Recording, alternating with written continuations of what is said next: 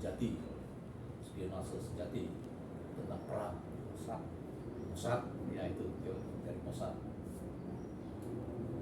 Sehingga menurut saya terlalu banyak ceramah yang kita lakukan kaitannya ketika kita melakukan perang bintang, soal perang bintang tidak terkait dengan semuanya kita tadi, gitu kan?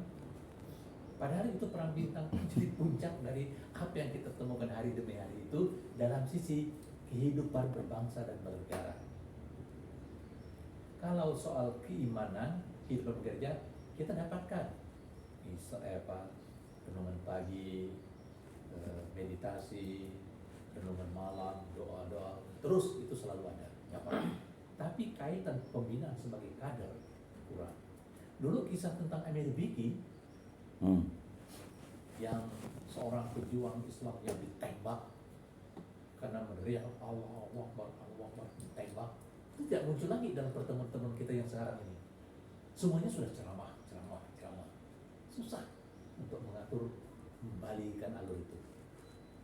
Nah untuk itu saya sangat berharap misalnya perang bintang akan menjadi puncak. Kemudian sel system itu harus kembali menjadi warna dari teori-teori pengkaderan kita. Memang dulu sih kita ingin mengakomodasi atau mengakomodir semua pandangan pendapat. Tapi lagi rasanya waktunya makin lama makin kendor. Ya. Itu pengantar dari saya ya, bahwa kita tetap akan membentuk namanya tim sekretariat itu dengan penjenjangan begini. Tapi siapa yang sering terlibat, itulah yang menurut saya paham dengan alur kita, sehingga kita enak mengalirnya. Itu yang pertama. Yang kedua, kembali untuk pelaksanaan sebuah kegiatan yang paling diperlukan adalah peserta. Jadi sekarang saya tidak atau belum menetapkan siapa yang menjadi koordinator rekrutmen. Itu sebenarnya perlu untuk mengkoordinir, untuk memberi laporan. Tapi kalau menurut saya bukan berarti sekarang ini ada beban diberikan kepada tim ini saja. Kita harus membukanya. Tetap ada yang mengkoordinir untuk sistem administrasinya, tapi kita harus lebih membuka secara luas siapa yang harus melakukan rekrutmen. Saya berkecenderungan memperbanyak anak-anak SLTA. Meskipun ada yang dari perguruan tinggi, boleh, tapi upayakan kita yang dominan itu adalah anak-anak SLTA. Karena anak SLTA ternyata menurut saya di angkatan 24 juga terasa berbeda. Jauh lebih terasa irama menuju ke pengkaderan. Itu arahan saya yang kedua. Yang berikutnya, karena itu sifatnya bukan lagi datang untuk mendengarkan ceramah orang, tapi orang yang harus dibentuk. Beberapa informasi dalam bentuk ceramah boleh, supaya ada beberapa pihak yang memikirkan dunia secara lebih spesifik, itu bisa terlibat kepada kegiatan kita dan kita bisa menimba ilmu dari pihak-pihak yang lain. Untuk itu mungkin model-model ceramah akan kita kurangi, itu hanya narasumber dari luar saja. Tapi di kalangan kitanya itu akan ada beberapa simulasi yang membuat kita jauh lebih berinteraksi kerohaniannya. Itu. Dengan demikian, menurut saya, dengan ada simulasi, beberapa teman-teman kita yang entah angkatan 19, angkatan berapa yang sudah selesai dan kemudian pernah mengontak saya dan menawarkan diri, saya sudah siap menjadi bagian dari pelaksanaan angkatan selanjutnya. Tapi karena saya saya sudah tidak bisa jadi peserta, saya siap untuk membantu misalnya jadi pemateri misalnya, itu bagus, nah, gitu. Nah itu, jadi dengan demikian kita tidak terlalu khawatir lagi dengan siapa yang menjadi narasumber, ya kan? Karena rata-rata dari kita itu sudah banyak yang siap. Contoh saja ya, satu orang yang pernah mengikuti kegiatan Gema Rohani, kemudian entah dia karena dia bekerja atau karena dunia yang menempa dia siap menjadi pembicara tema apapun. Bukan karena dia hebat soal apa yang kita, tapi karena dia bisa mencurahkan pengalamannya, mengajak. Inilah perjuangan di tengah-tengah dunia yang tidak bisa lepas dari bagaimana dia mempersiapkan diri. Nah, hal-hal gitu menurut saya semakin harus kita perhatikan. Jadi peserta menjadi sangat penting. Yang berikutnya adalah tempat. Kalau tempat sih, kalau menurut saya masih berani mengatakan seorang dalang tidak akan kekurangan lakon. Kita ini semuanya di sekretariat, pokoknya di tim kita itu semuanya dalang. Tahu nggak artinya dalang, Teresa? Hah? Tidak. Wilson tahu nggak dalang? Waduh, pemerintah Orang Jawa ya. Dalang itu kalau orang main wayang orang kan semua pemainnya itu diatur oleh dalang, entah suaranya, entah temanya, entah apapun, perang apapun itu dalang. Orang di dalam perang itu misalnya orang demo dan sebagainya itu, yang pendemo itu akan ada yang menggerakkan. Yang menggerakkan itulah dalang.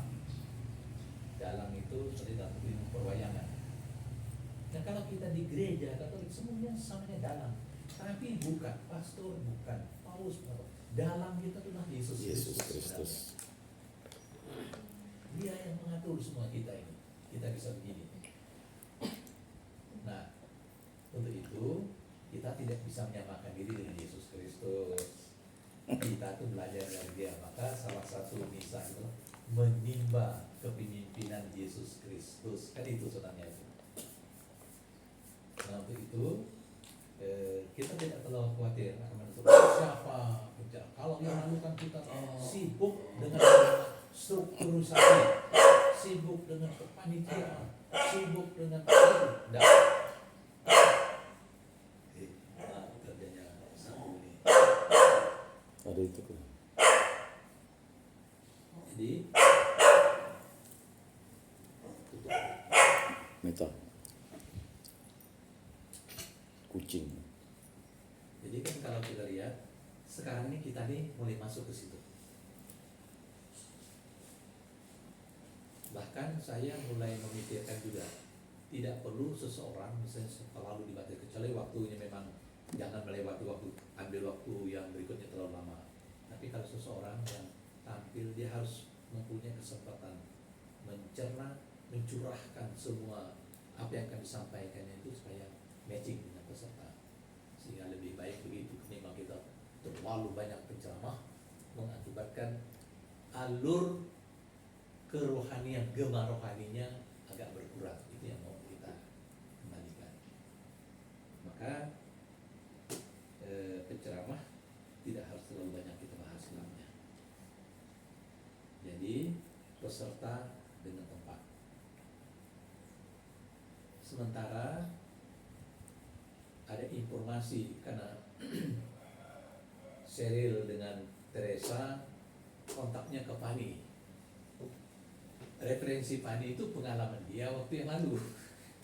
Pani mengatakan kalau rumah sakit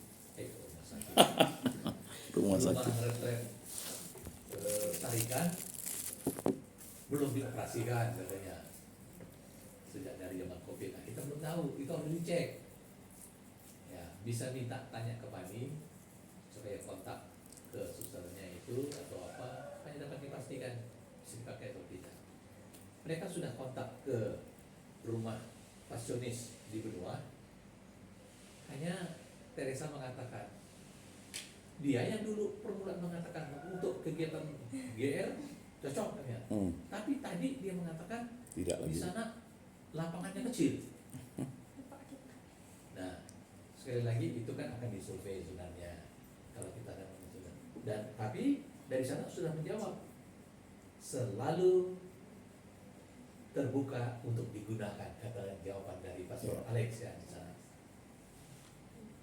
Kan begitu. Jadi itu harus diputuskan untuk kemudian disurvei. Yang terakhir adalah tanggal. Beberapa waktu yang lalu kita selalu mengambil akhir Juni ke awal Juli. Tapi kali ini saya meminta tidak akhir Juni, karena akhir Juni saya ada kegiatan di Pulau Jawa. Saya awal Juli sudah bisa. Nah, itu kan berarti masih dalam masa libur. Tanggal berapa SMA mulai libur?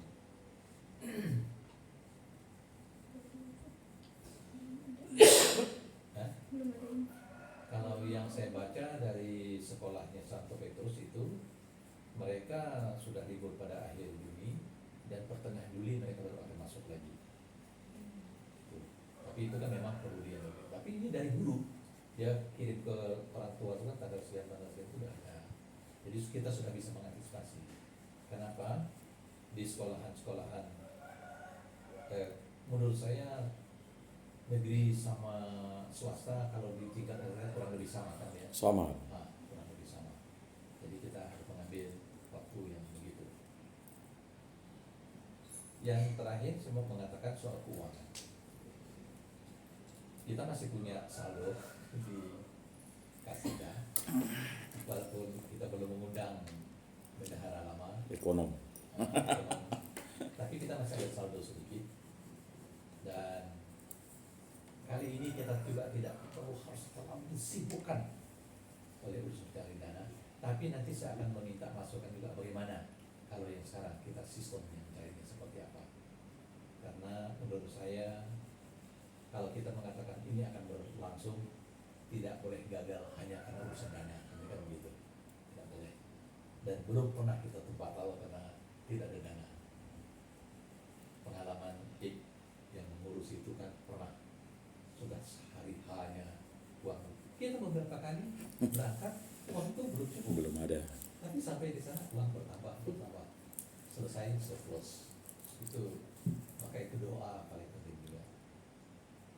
Itu menjadi perhatian kita. Dan yang terpenting kita nanti itu dapat saling memberikan dukungan. Yang terakhir saya mau menyebutkan soal sekretariat. Seperti yang pertama tadi,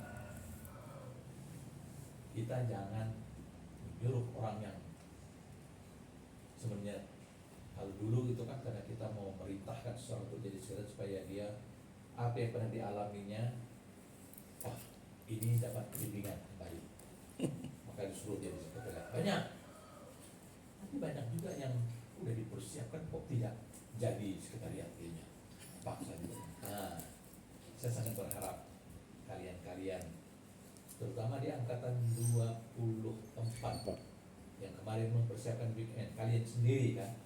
Nah sekarang kalian harus mau bantu di angkatan 25 itu di sekretariat.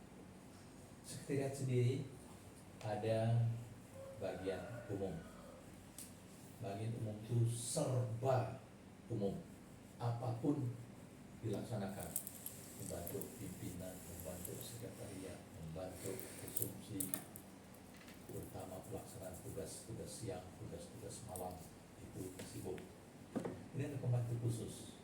Pembantu khusus itu khusus mendampingi pimpinan melakukan analisa kepada masukan maupun tugas, laporan, kesan dan tanggapan yang diberikan, itu menganalisa itu dan kemudian mencocokkan dengan dokumen para peserta tentang karakternya, tentang tingkah lakunya, tentang kebiasaannya, tentang harapannya mengikuti kegiatan ini. Itu tugas pembantu khusus, membantu pimpinan soal itu. Itu distrukturkannya seperti itu. Tapi kemudian kita banyak kegiatan-kegiatan yang kita bangun bersama-sama, tapi kemudian itu sangat fleksibel. Itu mohon dimengerti. Itu saja yang dapat saya arahkan dulu. Kemudian saya meminta